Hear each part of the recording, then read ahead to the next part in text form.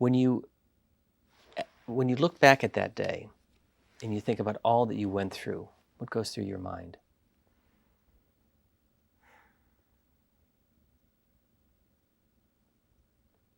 Well, you know, it's interesting because when I took off that day, we didn't know what would happen. Sass and I fully expected to intercept Flight 93 and to take it down. So the experience of the moment is very different from the reflective experience. Because reflecting on it 10 years from now, I didn't change history. I didn't keep the Pentagon from being hit. So the experience of the moment and did we actually change the course of events were kind of two different things. So how you resolve those is, I don't know that you really do.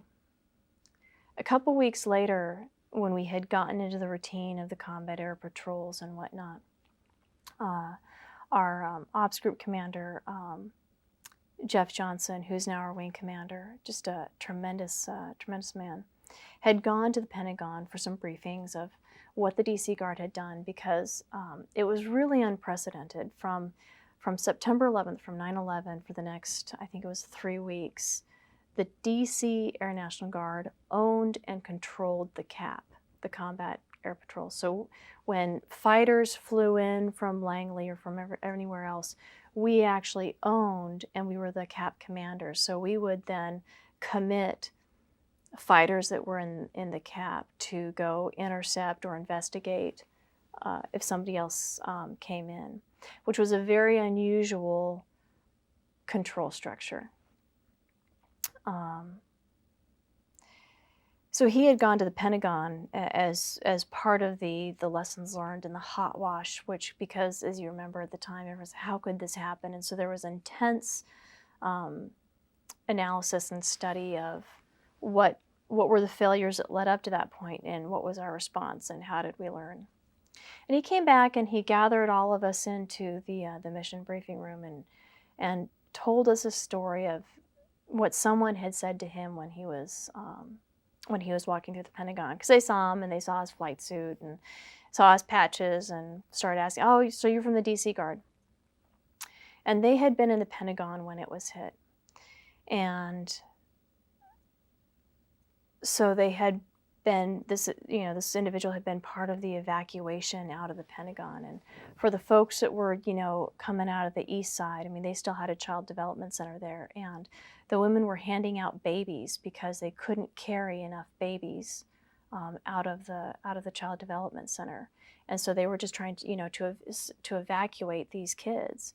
You can imagine, I mean, I'm a mother now myself, and so to imagine what that must have been like, as you're seeing these Pentagon, workers and service members, rushing out of the Pentagon and trying to get these children safe to a place of safety. And the acrid smoke was billowing up, and I mean, the smell of the jet fuel and all the burning debris and the burning flesh and the ashes falling down, and nobody knew. There was no information for those individuals as they were evacuating the building. Was there another one coming in? I mean, there had been 2 that had hit the World Trade Center. And then we flew over in full afterburner, coming low, right over the Pentagon as we headed up north to look for Flight 93. And this individual said that the entire crowd erupted into cheers, because they knew at that point in time that they were safe, because we were airborne and we wouldn't let anyone else come and hurt them.